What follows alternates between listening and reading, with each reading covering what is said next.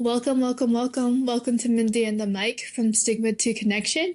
My name is Mindy, your host on this podcast. Today's guest happens to be one that I had a completely just fun, as always, but insightful conversation with. His name is Jonathan, and he currently lives in Texas. Jonathan's journey took a dramatic turn after the sudden passing of his mother just before his 21st birthday. And we talked a little bit just about what that journey was like. He delved into some hard experiences about what it was like to be addicted to alcohol and drugs while he was coping the loss of his mother. And he was just really sincere about how modeling is not that all cracked up to be. So I hope you enjoyed this episode of Jonathan. I'm Mindy, and I have a microphone. So this must be Mindy and the Mic from Stigma to Connection. The type of conversation. Hello, hello, hello. Welcome to Mindy and the Mic from Stigma to Connection. And today I'm with Jonathan, and Jonathan has lived an incredible, adventurous life. We chatted a couple of weeks ago, and I saw a glimpse of what he was doing nowadays. And Jonathan, my first question is, how did you become a model? First of all, thanks for having me. It's great to see you again. I'm really excited to continue our conversation because we had a great, very quick but great conversation before. So yeah, thanks a lot for having me on. How did I become a model? There's more to you. I know. There's more to you besides being a model. Yeah, we got to start somewhere, right? So that's a good place to start. My mom was a model in the late 70s, early 80s. So I'd always heard about modeling and stuff. And growing up, I didn't have any interest in it, but I grew up on a farm, and even back then she would get the fashion magazines and stuff like that, and was still still, she wasn't modeling, but she was still very interested in the culture and stuff. So I was always kind of oh, okay. And then I was playing professional lacrosse after I got very sick with pancreatitis, which we'll get into. And I had a career-ending knee injury, and I was back in shape, and I started to think oh, this could actually be a thing. My mom had talked about, and I was curious about, and yeah, maybe this is something that I could try out and see how it goes. So my father talked to a colleague of his, and we found out what the best 4 or 5 agencies in Toronto were. And I went and saw them for open calls and got a few contract offers and picked one. And that was 16 years later. And I haven't looked back since. Yeah. Well, thank you so much for answering such a straightforward question right off the bat. I know, Totally. I said before, there's definitely more to you than just modeling. So yeah, you seem like you just have such an interesting story. You grew up on a farm. Where, can I ask? Yeah, so I'm from Canada originally. I'm coming to you from Texas. I live in Texas now. I've been here since April 2019. But yeah, I grew up on a 500-acre cattle farm about Oh, wow. 2.5 hours outside of Toronto. And it was wonderful. It was a very wonderful way to grow up. It taught me a lot about hard work, life and death, and just being disconnected and with nature. I mean, obviously the internet and stuff wasn't around at that time, and my parents refused to buy me a Nintendo, which is the greatest thing they could have done, because they're you've got 500 acres, go climb a tree or build something or chase a frog or just do something. And then there's the work part of it too, which is great because it instilled in me it's summertime, and it's perfect 90 degrees, and all my friends are at their cottages or skateboarding and stuff, and we've got to bring in hay for 3 days for 15 hours a day. And it's not a matter of if you want to, it's oh no, we have to do it. And we would just roll up our sleeves and do it. Same thing with it's minus 40 and you got to go put the hay out for the cattle. And I'm 11 years old, and I've got to drive the tractor out there because my dad's on a business trip, and I just had to do it. So it was wonderful. Yeah, it was wonderful. I loved growing up that way. It was, I have very, very fond memories of that. Yeah, I also grew up on a farm in a small town, Iowa. It's a small town, awesome. Iowa farm. And I kind of relate to that experience of just I think we really missed out of having any sort of knowledge of what FOMO was just because we didn't have technology. Not only Totally. that, our priorities, like my dad and your dad probably as well, was such a hard worker that he Yeah. didn't have time to just like Totally. lay around and be on our phone or lay around and be on technology. So Yeah. I definitely can relate with that. So how would you say that impacted you, I guess, now, like currently in Well, your work life like I and just said, your family story? yeah, it's becoming ever more difficult to be present. And like you were saying, Mm-hmm. we were disconnected, and it was the epitome of being present because there was nothing around. Like I would just go walk into the field for like 7 hours with my dogs, and sure enough, I'd come back at dinner time. And it's taught me that I really work hard and try to work hard to, limit. That's my little dog, Bailey, my little best friend. Oh, so Um, cute. but I really work hard to try and stay present. And that's something from, back then that I try to bring forward. And also, like I said, the hard work aspect of it too. Oh, I don't feel like doing this today, but the discipline of I have to. So too bad if you don't feel like doing it, it has to get Mm, done. So yeah. that's a big thing too. And it was very good for us family wise to, I mean, we were all we had. Like I didn't have a curfew. They're like, if you want to sit in the field until 12:30, like go ahead. Like, I mean, whatever. You don't have to be Why in the not? house. Yeah. Like if you want to go sit in a cornfield by yourself, like have fun. But it was, and the same thing with my sister. They're like, either you guys get along or you go to the opposite sides of the 500 acres. Like, figure it out. Like, so it's taught me a ton. And I always say like I'm a farm boy at heart, and I always will be. Like, Hmm. it's in me. It's a part of who I am. Yeah, it's been a big part of what's shaped me and helped me get through a lot of the things that I've been through. Do people guess that about you? Like when people look at you, they're like, "Oh my goodness, like he's No, definitely a farm person by any no, means." definitely. That's so funny. No, not at all. Like I've got, but it's not. And until I tell them, they're like, "Oh, okay, that makes sense as to why you are the way you are." But no, that's the last thing that they would think. And I, yeah, like I said, and until like they start to put two and two together with like my personality traits and stuff like that, and they're like, oh, okay, now we understand your discipline and your all that kind of stuff. It makes sense now. But I've tell assimilated me, to city life. mm, tell me then, just kind of the world of modeling versus Mhm. like your hometown of growing up on the farm. Just did you feel like that integrated well? Do you feel like it had some trouble assimilating, like you said, the city life?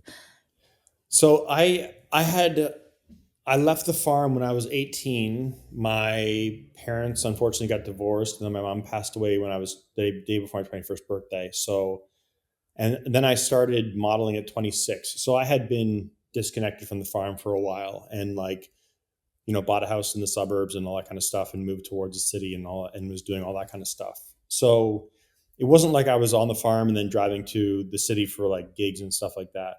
Yeah. Um, so I was, somewhat acclimated, but I mean, I don't know how I would have handled it if I was on the farm. I remember going to visit my brother in Ottawa, which is the capital of Canada, just for those people listening out there. There's a little tidbit of knowledge for you. And I would be laying up at night and nervous because I could hear people walking by and talking. But I would go out in the middle of the night in the field, and I'd hear wolves howling like not that far, and that wouldn't even faze me at all. But like Yeah. people walking by and like, going to the city when I was younger, I'm like, what are all these people doing here? Like, but no, it was like I said, I was a bit, I've removed, probably about 8 years removed from the farm when I started modeling. And I think the biggest thing was the traveling. Once I started to travel internationally, and I was really lucky that my parents they took us traveling quite a bit when we were younger. And that's a wonderful luxury that I don't and not a lot of people have, and I am very grateful for that and appreciative. But traveling on your own and traveling for an industry like modeling and traveling for work, it was extremely eye opening. Yeah. Yeah. If you don't mind me asking too, how did your mom pass away? So it was a very sudden thing. She wasn't sick. She wasn't anything like that. It was the day before my 21st birthday, and she actually just Mm. choked to death while she was eating lunch. And It was, Were you with her? no, I just moved Okay. out 11 days earlier. Okay. And that was part of that Jeez. was another thing that really effed me up for a long time too. I had Yeah. just moved out to go get my first big boy job, which was selling cars in the city. Um, but yeah, it was extremely sudden. I thought I was getting a call the day before my birthday just to plan my 21st birthday celebrations, and then it was, your mom's dead, and that just rocked my world. So Yeah. Yeah. And then who is family to you? Like, how many siblings do you have? that's a whole different thing. I mean, I don't get into that too much, but I was born, I was raised the youngest of four. Okay. Technically, I'm the youngest of six. Okay. I have two older siblings that I've met within the last, say, 10 years of my life that I didn't grow up with. And then it's just my dad. So that's a whole different, Yeah, yeah. that's a I come whole, from a blended family as well. I get there's so many different dynamics and just yeah. handling too. I think the trauma of someone passing as well provides a whole different just era of what to experience too within the family. Yes, absolutely. Very What? well said. Oh, yeah. What would you say? What's something that you've been like learning or constantly reminded of when it comes to just like grieving your mom's passing, or just tell me about overcoming some of those struggles? I've learned that it never goes away. It's like Mm, it never goes away. You learn how to live with it. mm-hmm. It's I've tried many different coping mechanisms with, I was an alcoholic. I was Yeah. a drug addict. A number of things. And I've realized that I have to learn how to live with it, as well as the other things that I've gone through as well, learn how to live with them and learn how to thrive and not just survive, because they're never going to go away. I mean, Yeah. Yeah. that's never not going to be a part of my story, but it's also part of what's made me who I am today. I mean, I don't know who I would be. I would give anything for, all of my like worldly possessions for 5 minutes with my mom, like, or a Mm-hmm. hug or just anything. But again, it's, I just don't know what my life would look like. But like I said, I've learned that it never goes away. It doesn't necessarily get easier. It's a matter of learning how to live with it and come to the understanding of, oh, this is the reality of the situation. Yeah. Yeah. It's probably such a great reminder too that she was a model and now you're modeling. So just kind of like living on her legacy almost. Yeah, You can always think about her and always remember her too throughout work. for sure. And Yeah, so, no, absolutely. That's one thing I wish, like deep down, I wish she could see me like become, follow in her footsteps. But I know that she's watching, and that's a whole thing, and she sees it. So yeah. Yeah. So, like, go back to one of your hardest days that you can remember and what oof, made you push through to get to the other side. Because I know a lot of our listeners like probably have gone through really something pretty traumatic. It not might be death, but it could be something along those lines. Could be a divorce. Could be even a pet dying. Could be similar. for sure, I have had hundreds, if not thousands, of those days where Hmm. they were the hardest day. And the thing that kept me going is, I even if it was for a glimpse, like a tiny little glimpse, and I love my little dog so much because she was a big help with this. Like, Mm-hmm. if everything around me seemed like it was just crumbling. Everything was absolutely crumbling, and she'd walk by and just do something weird, and I'd be Yeah. like she is right now. He just came in from outside, and I would just look at her and be like, "What are you doing?" And I would try and focus on that little tiny bit of positivity in my day, if that was it, or if I had a nice conversation with somebody who worked in my apartment building, like, in the operations, I would try and focus on that little bit of positivity, and just really, like, instead of, and it's an extremely hard thing to do because everything else is negativity and stuff, but really try to focus on that positivity. And it's not all sunshine and rainbows now, but slowly realizing that positivity was growing. And yeah, that's been a big thing too. And self-talk, learning how to talk to myself, because when I was going through a lot of my Yeah. hardest times, people were like, dude, we had no idea, we thought you had it all figured out. You were like, you walked in the gym, you're the guy that all the guys wanted to be like, and all the girls wanted Mhm. to be with, and all that kind of stuff. And I was like, and I would just go home and be miserable, and I felt like such Mm. a fraud. But and I had to learn how to talk to myself the way that I talk to everybody else, because I was, raised with proper manners, and this is the way you talk to people. And but a lot of times we don't do it to ourselves. We look at it and be like, Yeah. you're a loser. Like, but you go out and hold the door for somebody and be like, hey, how's your day go so far? And then you walk out and you're just like putting on the mask, putting on the mask. So Yeah, yeah. As a model, do you feel like there's an expectation that you have to be something like almost pristine, perfect? Because I'm a mental health counselor, and so people kind of assume they're like, "Oh, you're a therapist, you have to have some form of trauma." yeah, But do you feel kind of that way at all? a little bit, and more so in the beginning, right? Because I started when I was in my late 20s, but it's still really got in my head.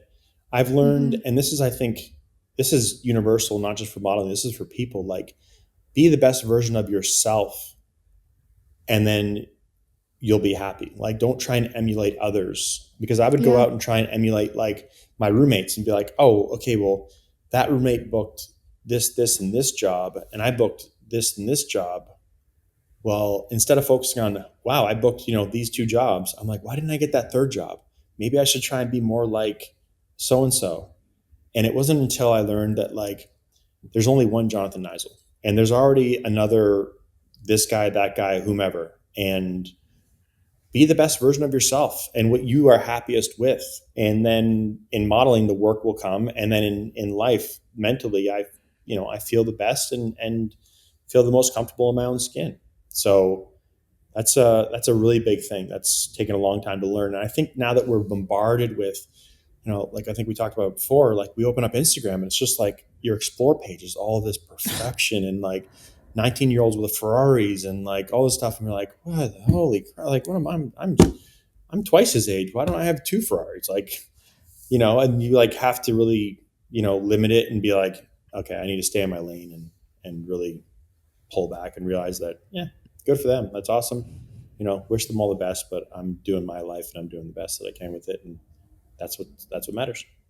Yeah, I know so many marketers or so many social media influencers who take like a Sabbath or they just take a fast from media, even though they're contributing to it, because they're Yeah. like, it's so overwhelming, the amount of comparison and the amount it takes on toll on my mental health, even though that's their main source of income. Yeah. So Oh, for I sure. definitely can understand that. Just like opening up Instagram and opening up even just like TikTok, you're like, geez, like I Yeah. didn't know there were so many outputs of capitalization, and also just these people have to make money too at the same time. So I For definitely sure. understand why they're doing it, but then it also feeds into the, oh, we have to definitely take care of our mental health as well. Yep. Yeah, it does. Yeah. And I'd be a lot less present on social media if I didn't have to for my work and stuff like that. Mm-hmm. So, but I'm a very private person by nature, and I think it has a lot to do with the time that I grew up and just the way in which I grew up. So I have lines in which I draw boundaries of what goes on social media and what doesn't. And Good.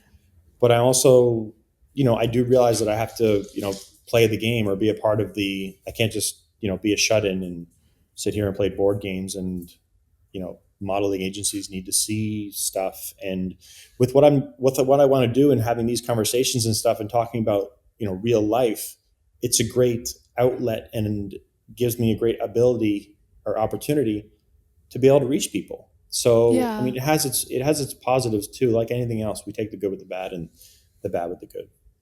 And you probably interact and connect with so many people beyond just the So many. photographer too. Oh, so So many. So many. you have the opportunity to be just like a role model. You have an opportunity to have these like deeper conversations or really get to know people beyond just like a click of the button. Because Absolutely. I've kind of had my taste of what it's like to be a photographer, and you're interacting with people all the time. Hmm. For sure. And I would say Yeah, too that, yeah, like, modeling is just a job. It's just a job title. Yes, it has to do with my appearance. Yes, I get paid for my picture or whatever, but it's just a job. Some of the best conversations I've had on set are with, the photographer, second assistant. Like, sometimes, like any profession, you meet people who are, kind of dull or full of themselves or whatever, and that could be a photographer or a model or whatever. And I just like to meet and talk to and get to know real, genuine people. So, Yes. I love to, like I said, just have conversations with whomever I click with, no pun intended, click. Um, Yeah, but yeah. yeah, so but I've met a lot of wonderful people too. The stereotypes of models and stuff. It's in any profession. It's in society. People are like that. Just in anything, and that's just people in general. So you find the good people, and you stick with who you connect with, and let the other people just kind of pass by and wish them the best. I think that's any profession, like you said, like even the mental health. I know Totally. clinicians who are really all about the money and all about just Yeah. like building their private practice. And that's okay. Like everyone has their own brand and everyone has their own reasons why they're doing things. But also at the end of the day, it's all ultimately like what is going to give you purpose and what's going to make you happy. And it sounds like modeling to you is like a job and it probably is somewhat of a passion, but you're Mhm. not making it your everything too. Oh, for sure. Yeah, no, I really enjoy modeling, and I wouldn't keep doing it if I didn't. And I said to myself, I tell myself, the day that I don't enjoy doing it is when the day that I'll stop. Yeah. I do really enjoy it. I do really have a passion for it, but I also, because I feel like that, that stigma or that title of model kind of makes other people feel a certain way, and I don't ever want people to feel negatively or anything about themselves. And I'm just like, hey, it's just a job. It is a job. And for myself too, like I became a model and I was like, oh, I'm a model now. And then I Yeah. was like, I guess all that's what right, my buddy. opening question was. Oh my gosh, like you're a model. Tell me more about it. Yeah. And then I'm like, no, I'm just Jonathan from the farm. Like, You're just here. yeah, I am who I am. And yeah, so yeah, I definitely do love it. I definitely do. I've had some wonderful opportunities, some not so great experiences. And again, that's just life. And that's every profession, I think. Yeah, yeah.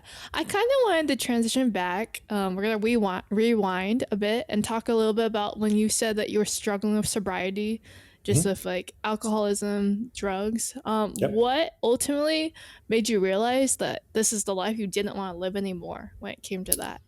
So I didn't lean. I fell face first into alcoholism after my mom died, and I was a Yeah, non-functioning alcoholic. I was, drink first thing in the morning. and that's Uh, totally understandable. Like I probably would too. yeah, I didn't know how to handle it. I'm very lucky though, because at the age of 25, I got a really bad case of acute pancreatitis, and I was in the Mm. hospital for just under a month. I had to have 5 blood transfusions. I lost like 60 pounds in total, like 40 pounds in the first 2 weeks, and I almost died twice. And that was a wonderful thing for me because I'm not stubborn, but I'm very much a need to learn the hard way kind of person. Um, I knew that I needed to stop drinking, but I didn't have the willpower or anything or know what to do to stop drinking.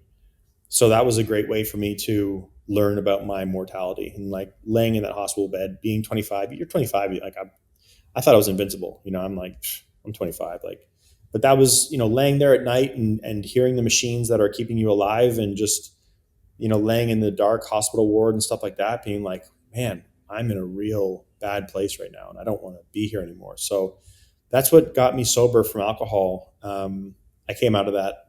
I can't drink anymore. They don't know if my body could tolerate alcohol, but I never Yeah, will take another sip of alcohol because of that. I'll never put myself in that position. And I also know that with an addictive personality, I will pick up right where I left off. I will not, yeah. I won't risk having I'll have a drink here. I'll have a drink there. Like it's a non-negotiable for me. So I learned that was Mm. 17 years ago. And then I was doing okay, but I found that I was just using different things as distractions. And then drugs became a distraction. And spent a number of years with a number of different drug addictions. And I got to a breaking point. Like I wouldn't even say it was my rock bottoms, because I've hit so many rock bottoms along the way. People are always like, what was your rock bottom? Like the thing that probably a lot of addicts that I've spoken to, our quote unquote like rock bottom, that the last one, is usually not nearly as bad as the ones we've had along the way. Do you know what I Yeah, mean? Like yeah. but I finally got to a breaking point where I'm like, this is not working. What I'm doing is not working.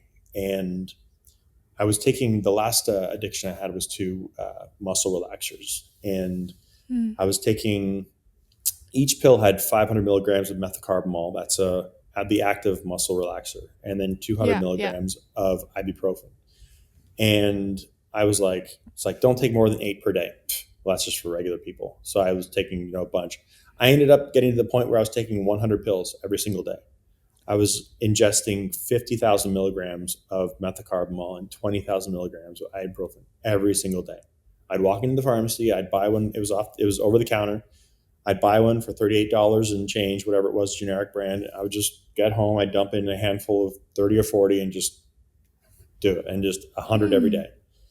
And I started to lose weight. I started to get really like dizzy, lightheaded, and see all these effects. And so as you addicts, go to the ER or anything? Eventually I did, but as addicts, we always want to think it's everything else except for the obvious right thing that's right in front of us. So I'm like, I need to eat more carbs. I'm tired. I'm not sleeping very well. And like, no, dude, you've been taking 100 pills a day for 5 months. Like, do the math. Like it's crazy now that I think about it. And then I finally got to the breaking point where I can't ignore this anymore. And what happened is I ended up having a large intestinal ulcer. I was bleeding internally, and that's why I was losing weight. And that's why so I got to the point where I was like, okay, again, I'm learning the hard way. And that's when I was like, okay, I'm going to go to therapy, because for years it was like, therapy's for wimps. I'm too manly for therapy. I'm not going to pay somebody to sit there and judge me for the mistakes that I made. I don't have time for therapy. I had time to do drugs. I don't have money for therapy. I had money for drugs. So all these things that I just, had all these excuses, and I was like, enough is enough, man. Like, I need to do this. And with that farm boy mentality, it was, okay, roll up your sleeves and let's get to work. I harkened back on that, Jonathan, and was like, do I want to do this? No. Do I have to do this? Yes, because I've been doing this, trying to do this whole distraction thing for, now 15 years of my life, whatever it was, and it's not working.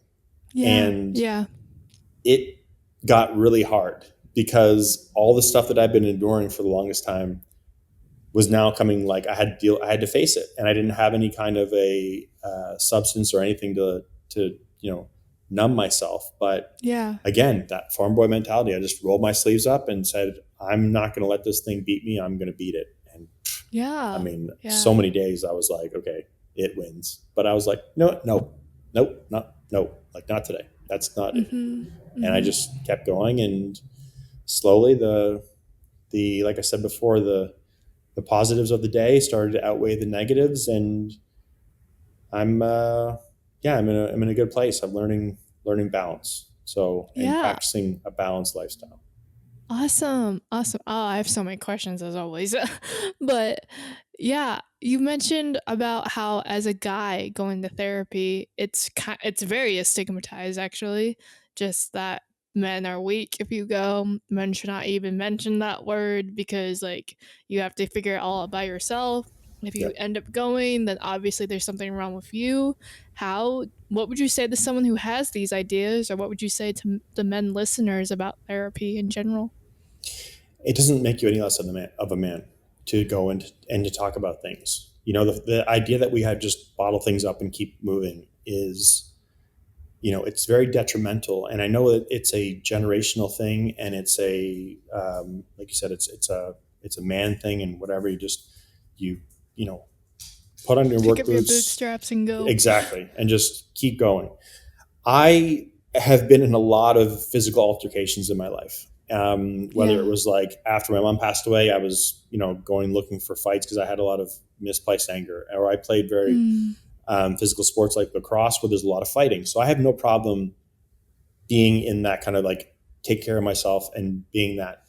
But I also have no problem talking about these kinds of things. Like, if somebody were to try to hurt me or hurt somebody else I was with, I have no problem, handling that.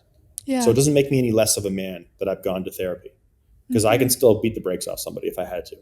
Yeah. I don't want to. I'd rather talk to people and like, but it doesn't, you know what I'm saying? Like it doesn't make me less of a man. It doesn't define your masculinity. It doesn't define my masculinity by any means. And talking about these things and embracing your, not even mistakes, your life experiences. You know, for the longest time, I thought vulnerability and talking about things was shame and like embarrassment. And look at all the things that I've effed up all over, you know, over my lifetime. And it's like, well, there's never been a perfect person that's walked this earth. I'm not going to be the first person. So what makes me think that I can't talk about these things? And it's actually powerful to start to talk about these things, because you start to lift that weight off your shoulders, you know, of carrying this burden of all these secrets and all these things that you've been carrying around. And the mega bonus is, if I can help somebody who's been in my situation and they hear this, or if I can help avoid somebody from going down the same path that I did, like, trust me, let me save you like 15 years and a lot, like hundreds of thousands of dollars. Like, don't do what I did. Then that's the best, you know, if I get like, it's absolutely the best. So yeah, like it doesn't define you, talk about it. And I understand that not everybody has access to mental health professionals. And I understand that, you know, it's a privilege that some of us have. And like I said, it's expensive, but talk to your friends. Don't be afraid to just talk about it. I was going to say that. You know, just talk about it. You're probably an advocate just for talking to someone. Yeah, dude, talk about it. And like, since I've been talking about it, a lot of people have in my life, my like personal, like not my personal life, but people I actually know have come to me and like wanted to talk about things. And then when I do, you know, programs like this, I get people reaching out and I'm like, this is fantastic. Absolutely. I've got lots of time to talk. So yeah, just talk about it. Yeah, I love that you get to combine kind of your platform of modeling and just your passion for mental health and combine it to just create something beautiful and to create something inspirational for other people, especially guys, to see like, hey, like you are not weak if you go talk to someone. You are not like a loser if you have feelings. Mm-hmm. No, definitely so not. That's just super inspirational. So thank you for doing that.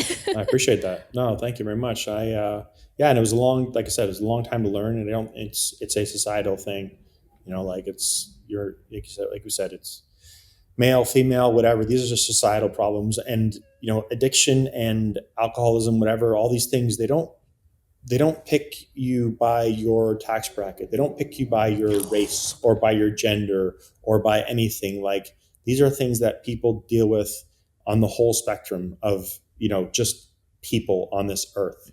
So, you know, again, that doesn't like make you less of a person or make you weaker or make you anything. It's like, you know, don't worry about like the stigmas and all that kind of stuff. Just understand that we're all just trying to do the best that we can, and we all make mistakes along the way. And like I said, there's never been a perfect person to walk this earth, and there never will be.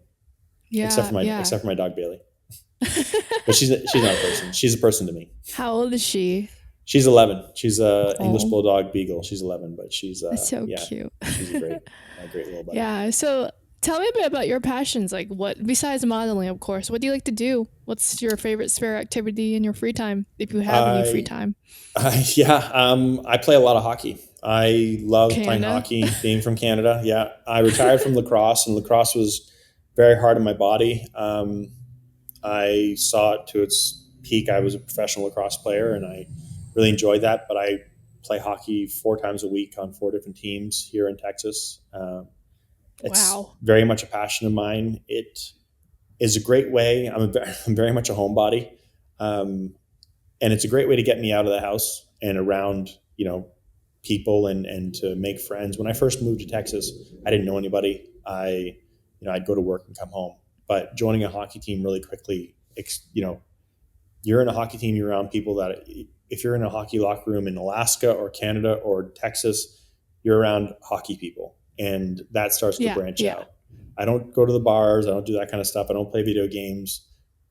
You know, it's just not for me. Again, everybody, you know, do what you want, have fun. Everyone has a different taste. I get it. Yeah. Yeah, of course. Yeah. Absolutely. I'm not a preachy whatever, but so that's one of the things I love to do. I love to play hockey. going to the gym is a big thing for me. I really enjoy reading. I'm getting back into reading. I go through phases where I'll be like full on, like can't put a book down, reading a book every like 2 weeks, and then I'll go like a year without reading. So I'm just getting back into the rhythm of like reading. And I love watching. I've started recently, probably within the last 2 years, I've loved watching like Korean romantic dramas Nice. and yeah, and anime and stuff like that. Like I've really like gotten into. I was watching true crime constantly, and I like the fascinating aspect of it, but I was like, this is affecting me because it made me feel so bad about the Yeah. reasons in which people take other people's lives, you know? Yeah. And I was like, I can't ingest this all the time. And then I saw just like this Korean romantic drama, and I was like, whatever, I'll try this. And I was like, hey, this kind of makes me feel good. Like, I mean, I've been on the cover of over 150 Harlequin romance novels, and I've never read one of them. Actually, that bookshelf back there those are all different romance novel cover like books that I'm on the cover of as the hero, and I never would like sit, break. But now I really enjoy that genre. So Yeah, you have a sensitive side to you, I hear. for sure, for sure. I don't cry for some reason, but I That's do. okay. Like I get excited when like the people like get together at the end and like all that kind of stuff. But and then anime is pretty cool. I like to watch. I like to watch lighthearted stuff. Yeah. Would you ever go on like The Bachelor? I was actually asked to be on The Bachelor. It was Oh an my idea gosh. in Canada. Yeah, when they were doing it in Canada, there was like they were kind of down to like their short list of people from the People. agency, and I was one of them. And I was like, no. I'm like, Nah. I don't want to. I don't want to do that. I was actually That might asked. be too public for you.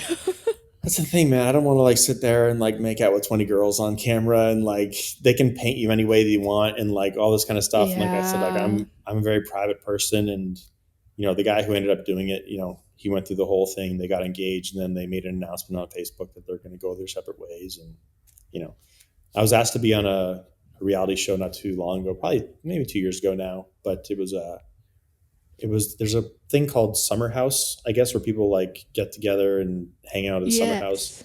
They were doing Yes. a winter version, and they were like, hey, they want you to be on it, like just yes or no. It's going to be 6 weeks. And I was like, I don't want to be in a house with. I could be around people drinking and stuff, but I was like, I just don't feel like the drama. And I was like, do they know that I'm sober? Like, yeah. And I think that would have been like, their juxtaposition of, oh, here's this sober guy, and here's like, and every night, once it came out, there was like a different theme party every night. I'm like, oh, I'm so glad I didn't do that. But Yeah. yeah, I mean, I feel like it's an introvert's nightmare. Yeah, and they can paint you. I think the thing that would have been the hardest for me is once I shot it, it's like they can edit it to make you look like whatever they want, And I think that would have been the hardest thing is like, am I going to be the villain? Am I going to be like the anxiety of sitting in like, oh shoot, like what are they going to do? Like, how am I going to be portrayed? So Yeah, ended up and passing you it. just never know because you can go in there you can go in those TV shows with the greatest intention of being like I'm gonna be myself, and then they just paint you in such a distorted way, and you come out and you rewatch it and you're like, that just ruined my mental health. Exactly. No, exactly. Yeah, no, but thanks for sharing that tidbit. That's a fun fact. Yeah, right. Yeah, it's Yeah. I've had a lot of interesting opportunities that I've taken or passed on and stuff like that. It's yeah, like I said, it's pretty cool. Yeah. So I guess one of my final questions would be like, what advice would you give to our listeners out there just about picking yourself up by your bootstraps, as one would say, or just to keep like how would you convince someone to just keep going when they're going through hard days? I would say that first of all, it's okay not to be okay. We've heard that before, but it's genuinely okay not to be okay, and to recognize that you're not okay. And Rome wasn't built in a day. We're not going to turn our mental health around in one magical day where everything happens. Maybe some people can, but for the majority of us, it's not going to happen. just know that it is the most important. It's going to be the most difficult, but it's the most important fight or battle or project, whatever you want to call it, that you're ever going to work on, is taking care of yourself and getting control of yourself, regaining control of yourself. And it's going to be hard, yes, but if I can do it, I'm just a regular dude doing regular dude things. And if I can do it, and I'm still working on it every single day, like it never ends, our minds are our greatest asset or our worst enemies. And it's a matter of like keeping it on the good side of the tracks and like trying to keep it somewhere in the middle. But if I can do it, like absolutely anybody can do it. And just like I said, realize that it's the most important thing that we have. And being transparent and talking about it and stuff like that, it's okay, and it's a great start. But just know that you have the power within yourself to do that, and you'd be surprised what you can achieve. As much as we tell ourselves, we're a loser, and my buddies would be like, "Dude, you're Jonathan Neisel. Like, you're the guy who's traveled the world modeling." I'm like, "Stop saying that. I'm not that guy anymore." Yeah. I would literally be like, "I'm not that guy anymore." Like, and then finally got to the point where I'm like, "I'm Jonathan from the farm. I'm Jonathan. I'm little Jonathan who's 9 years old, and he's got to clean the barn for 3 days in a row. I'm that guy." And that's where I really started to be like, okay, that's who I am. And yeah, I think that's the most important thing. It's just it's the most important thing we can do. Yeah. Awesome. Well, before I let you go, I have some rapid fire questions if you don't mind me asking you. Yeah, of course. Love it. Number one, where was your favorite place that you went to model? Like favorite location? I would say living in Cape Town, South Africa. That was my first trip for modeling. I was there for 6 months. It was a wonderful, after, a year after getting sober and getting healthy, ending my lacrosse career, and then being in Cape Town, South Africa by myself, like from the hospital bed to there was about a year and a half. And I was like, holy moly, I'm in Cape Town, South Africa. And the people were wonderful. It was a very important and wonderful start to that part of my life. So I've been lots of places and done lots of things, but that would be it. Yeah. Favorite fast food place in Texas? I don't eat fast food, to be honest. I was just thinking that. I've never had Whataburger. I just have lost the taste for fast food, to be honest. Good for you. I know I need to try Whataburger. I know I need to try In-N-Out. There are other ones as well, but yeah, I don't know. It's not my thing. I used to eat a ton of it, but yeah, I don't eat fast food anymore. Good. Okay. Assuming that hockey is your favorite sport, what's your second favorite sport? Lacrosse has been wonderful to me. I don't play anymore. It's been wonderful to me. Yeah. I don't watch a lot of lacrosse anymore though, because I do find I still have that longing to be out there. I like to watch a lot of football. I'd say as far as watching and stuff, I really enjoy watching football and hockey. Like besides hockey, I like watching and with football seasons, especially being down here in Texas where everybody's all about football, and you can talk about what's going on and who's injured and who's on top and who won last week and all that kind of stuff. I'd say that's up there, but also cricket. That's something probably people would not expect, but I played cricket in high school. I'm half Trinidadian, so West Indian, and I love cricket. One of my bucket list goals is to go to India and go to see a T20 match in the thick of it, in these 100,000 people stadiums, just to be a part of it. The whole thing would be incredible, and Americans don't know how massive cricket is around the world. It's incredible. Nice. Okay, maybe you can't answer this one, but where's your next modeling gig? That's a good question. I don't know what I have lined up again. I think I'm going to work with Cavenders again. They're a Western outfitter. I work with quite a bit here in Texas, and they're great clients, wonderful people to work with. I work with them very regularly, so I think my next one's going to be with them. I'm pretty sure. Nice. Yeah. Awesome. And then my final question is, who's the last person that you called?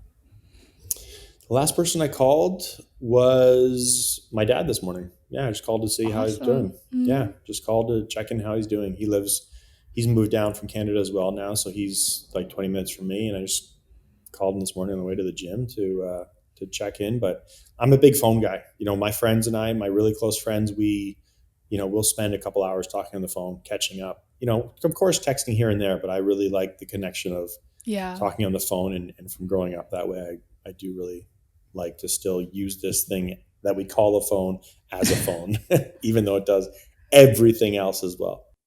It's like a little mini computer. It's all of the humans ever information is right here, walking around, follow me around everywhere. But I like to put it down and turn it off and just pick it up when I want to.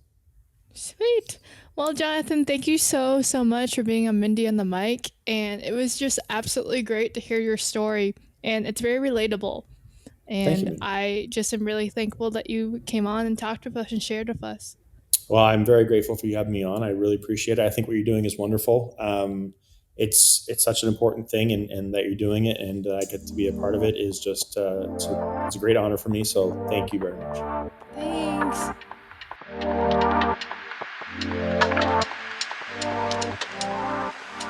Fun podcast tip: if you're going to buy a camera, you should consult someone before buying off of any camera on Amazon.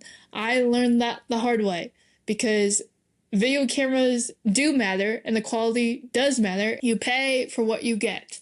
So if you invest in a lower quality camera, that is probably what the quality is going to be.